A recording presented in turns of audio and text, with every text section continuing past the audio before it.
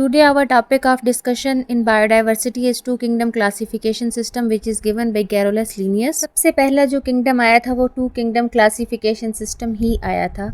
इसको समझने से पहले हमें ये पता होना चाहिए कि क्लासिफिकेशन क्या होती है। स्टूडेंट्स, क्लासिफिकेशन का मतलब है कि ऑर्गेनिजम्स के ग्रुप्स बनाना, ठीक है।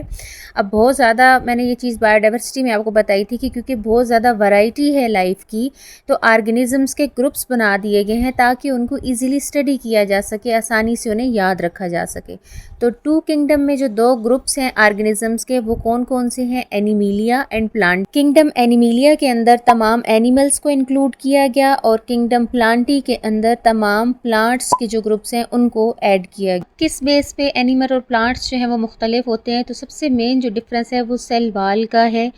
Dear student, cell wall plant cell में मौजूद होती है लेकिन एनिमल सेल में मौजूद नहीं होती, ठीक है। एनिमल सेल में सेल वाल मौजूद नहीं होती, सेल मेम्ब्रेन बाहर मौजूद होती है, इसके अलावा सेल वाल नहीं होती। जबकि प्लांट सेल में सेल मेम्ब्रेन के बाहर सेल वाल भी मौजूद होती है। तो ये मेन डिफरेंस है एनिमल और प्लांट सेल का कि इधर सेल वाल है और एक साइड पे सेल वाल नहीं है। Next difference is mode of nutrition. Animalia injection के ज़रिए खुराक लेते हैं मुंह के ज़रिए और उसको डाइजेस्टिव सिस्टम में डाइजेस्ट करते हैं, ठीक है। जबकि प्लांट्स में क्या होता है? प्लांट्स का इंजेक्शन नहीं होता बल्कि वो फोटोसिंथेसिस के ज़रिए अपनी खुराक लेते हैं और उनकी डाइजेशन के लिए कोई स्पेसिफिक कैविटी नहीं होती। तो ये मेन डिफरेंस। किंगडम प्लांटी के अंदर बैक्टीरिया, फंजाई एंड प्लांट्स तीनों को रखा गया, ठीक है। बैक्टीरिया भी इसमें शामिल थे, फंजाई भी और प्लांट्स भी।